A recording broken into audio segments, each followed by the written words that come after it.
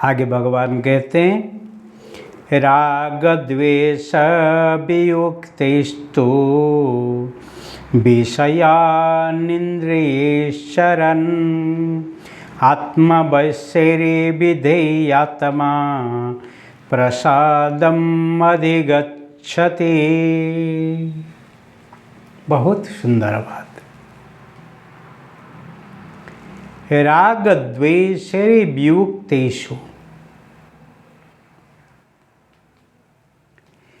राग और द्वेष उसके बिना जो ही जीवन जीता है वो साधक अंतःकरण को ही अपने बस में रह के विषयांद्रेश्चरण, इंद्रिय को ही विषया के साथ ही भोगता है। आत्मा वैसे विधेयात्मा,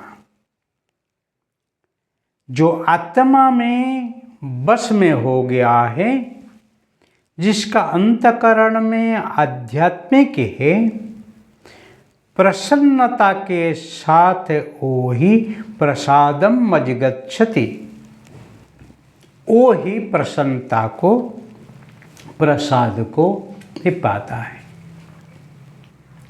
यहाँ किसी वस्तु को पाना से हम प्रसाद समझ लेते वो ठीक है, वो एक भावनात्मक विषय है।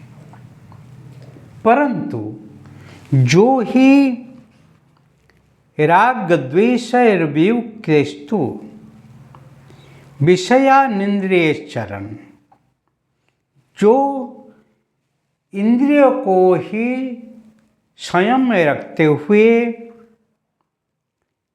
राग द्वेष मुक्त होके जो ही रहता है, ऐसे साधक आत्मा परमात्मा अंतरमय हो ही समाय जाता है।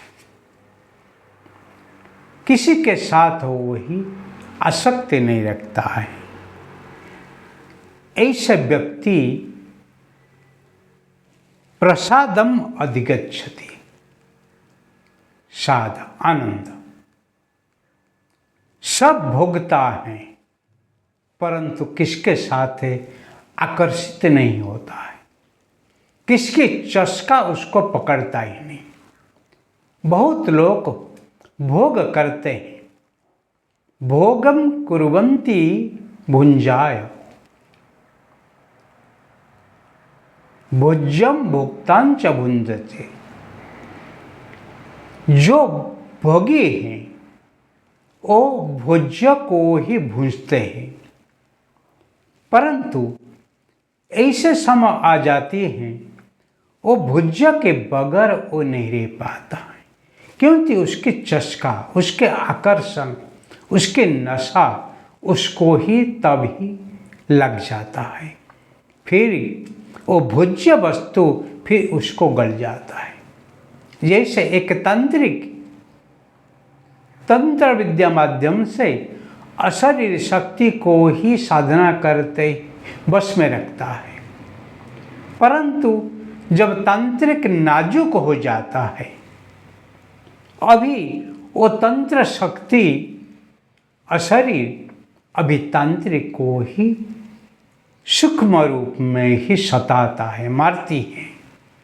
इसीलिए वो सूक्ष्म रूप में ही जैसे तांत्रिक को नाश कर देता है, ऐसे ही विषया भोग ऐसे भोक्ता को ही नाजुक बना देता है, नाश कर देता है,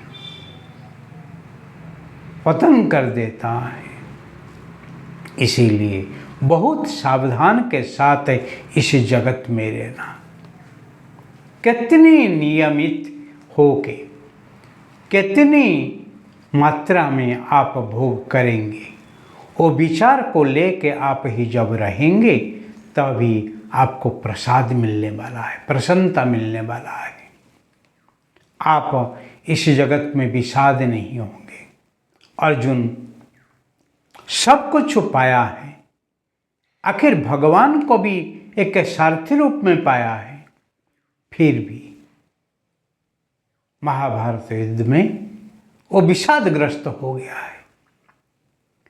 जो युद्ध करने का था वो युद्ध से निवृत्त होके रो रहा है, इसीलिए वो विषादित है, क्योंकि वो अपने शरीर के साथ वो अपने को जोड़ दिया है, आत्मा के साथ नहीं, कर्म के साथ नहीं।